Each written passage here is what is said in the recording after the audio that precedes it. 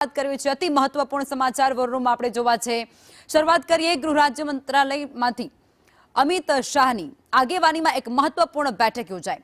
દેશમાં વધતા હીટવેવના પ્રકોપ સામે ખાસ પગલાં ભરવામાં આવશે।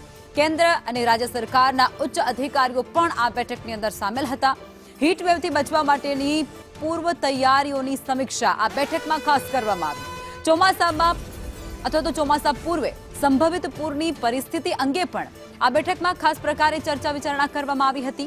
નાગરિકોની સુરક્ષા અને નાગરિકોને રાહતમાં જે કામગીરી કરવામાં આવે છે તેના માટે એક્શન પ્લાન આ બેઠકની અંદર ઘડવામાં આવ્યો।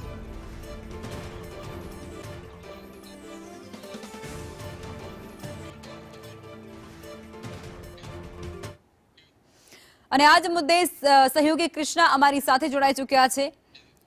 કૃષ્ણા, અત્યારે અમિત શાહની આગેવાનીમાં એક મહત્વપૂર્ણ બેઠક મળી છે જેમાં પ્રી મોન્સૂનની કામગીરી કહી શકાય કે પછી તેને લઈને વિગતો સામે આવી છે કે આ બધા ઉપર વિશેષ પ્રકારે ભાર મૂકીને ચર્ચા કરવામાં આવી। આ બેઠકમાં કયા કયા મુદ્દાઓ ઉપર ચર્ચા થઈ છે?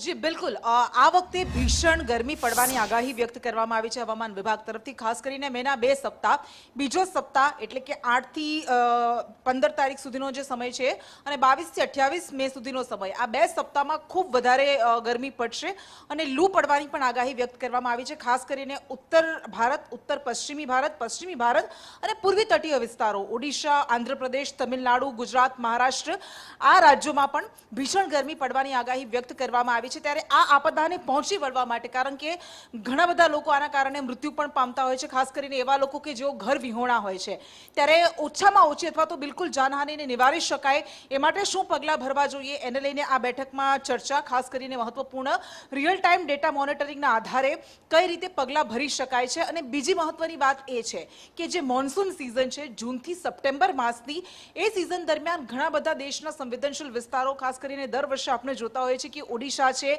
નોર્થ ઇસ્ટમાં આસામ સહિતના કેટલાક રાજ્યોમાં દર વર્ષે પૂર આવતું હોય છે અને લાખો કરોડોનું નુકસાન જતું હોય છે, ઘણા બધા લોકો મૃત્યુ પણ પામતા હોય છે। ત્યારે એ સિઝન દરમિયાન આવનારા પૂરને કઈ રીતે પહોંચી વળાય એ માટે અત્યારથી જ તૈયારીઓ શરૂ કરવામાં આવી છે અને દિલ્હીમાં આ મહત્વપૂર્ણ બેઠક જેમાં કેન્દ્રીય સ્તરના અધિકારીઓ અને નેતાઓ, મંત્રી હાજર રહ્યા છે।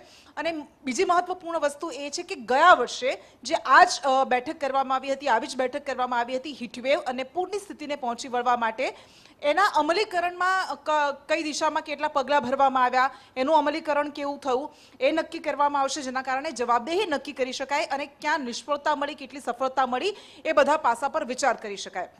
ખૂબ મહત્વની વાત એ છે કે હીટવેવના કારણે ખાસ કરીને જે મેદાની પ્રદેશો છે, આપણે જોઈએ છીએ કે ઉત્તર પ્રદેશ છે, બિહાર છે, આ ઉપરાંત પશ્ચિમી વિસ્તારો રાજસ્થાન, ગુજરાત અને મહારાષ્ટ્ર આ રાજ્યોમાં જે સૌથી વધારે અસર થતી હોય છે, તો કેવી રીતે લોકોને બચાવી શકાય, રિયલ ટાઈમ ડેટા મોનિટરિંગના આધાર પર કઈ રીતે સિચ્યુએશનને આપણે પહોંચી વળી શકાય અને ઓછામાં ઓછું સંસાધનોનું નુકસાન થાય, આ ઉપરાંત પૂરની પરિસ્થિતિને પહોંચી વળવા માટે કઈ રીતે સંસાધનોને તૈનાત કરી શકાય, આ બધા મુદ્દાઓ પર લખમાં આ બેઠકમાં ચર્ચા થઈ। બિલકુલ, આભાર કૃષ્ણા, જોડાયા તે બદલ।